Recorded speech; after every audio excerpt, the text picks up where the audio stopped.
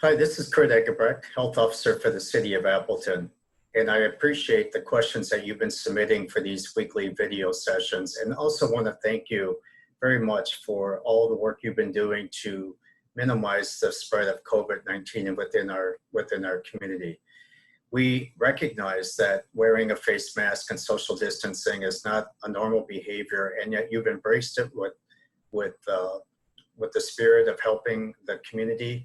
And you've done it in a way that you've expressed kindness to others. And we're so appreciative of that as we move forward in this pandemic. Now that schools are reopening across the country, what are we learning?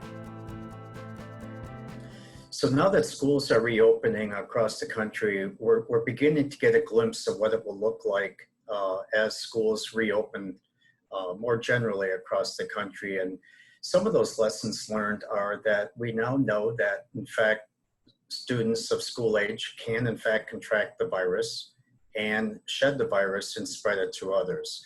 So we're learning in other states like Georgia, where now they've closed 3 school districts due to an increase in a cluster of disease within those buildings, that we have to take precautions seriously in terms of a couple items. And that is, if you are symptomatic, whether you're a student or a faculty member, it's really critical that we stay home. We don't send our children to school when they're ill. That's really important.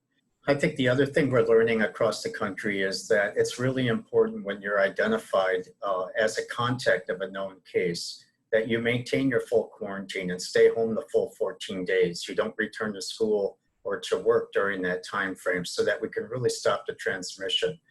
So collaborating and cooperating with local health departments when they're doing that contact investigation is really important, to be forthright in terms of all the experiences you've had related to interaction with others, so that we can very quickly and effectively identify and then quarantine any known contacts. It appears that the private schools, the parochial schools, will be having in-person education this fall.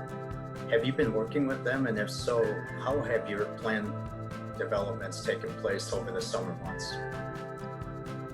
Yes, we have been working with our private schools in Appleton throughout the summer and have reviewed the plans that they've put into place. They're very good plans that build on the foundational work of social distancing, wearing masks, and really quickly identifying any known cases that might be presented within the school setting. We've also done some very targeted education as recently as last week, where we talked specifically about case scenarios of what it might be like if either a faculty member or a student becomes ill during the school year, and what contact tracing might look like, how local health departments will work with the families and the schools to quickly identify anyone that would need to be identified as a close contact and then asked to be in quarantine, again, to break that transmission within the school setting and within our community. So working very closely with the school administrators of all the private schools within Appleton. So how will this year's seasonal influenza impact the school setting and especially in the era of the pandemic of COVID-19? So we are concerned that seasonal influenza, typically in the Northern Hemisphere, begins in the fall and ends in the early spring. And the signs and symptoms of influenza are very much like COVID-19. So we very are concerned that if we have a spike in influenza, that it can complicate the diagnosis of which disease is it. So that has a complicating issue. What we do know, though, from the Southern Hemisphere, which typically is in the opposite seasons as we are. So we experience our seasonal influenza in the fall. It's the opposite time of the year in the Southern Hemisphere. Because of the social distancing and the use of masks in the Southern Hemisphere, they have not experienced large increases in seasonal influenza as they have in the past. We're hopeful that occurs here as well. And we think that using social distancing and masking will, in fact, minimize the spread of influenza. Nonetheless, it's really important, and people understand the value of getting vaccinated for seasonal influenza.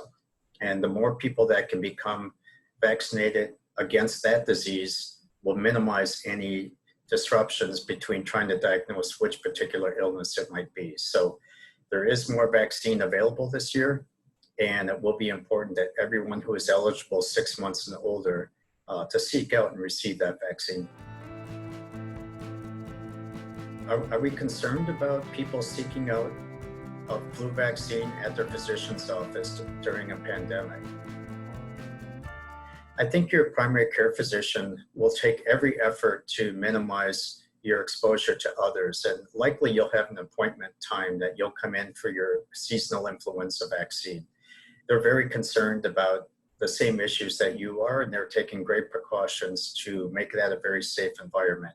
Similarly, this vaccine, seasonal influenza vaccine, is available at pharmacists. If you have a higher degree of comfort going to a pharmacist, it's also available there and other settings.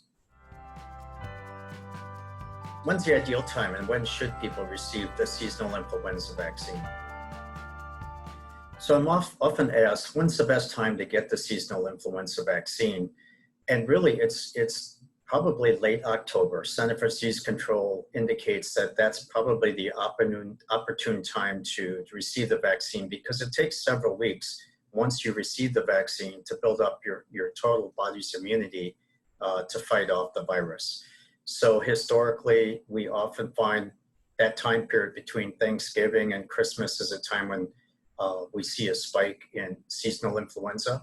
But it is important to receive the vaccine when it's available. So late October is an ideal time to receive the vaccine, or any time later from that. Okay. Again, I want to thank everyone who submitted questions as we learn together this novel virus and the impact it's having on us. And we recognize these are challenging times for families here in the Fox Valley.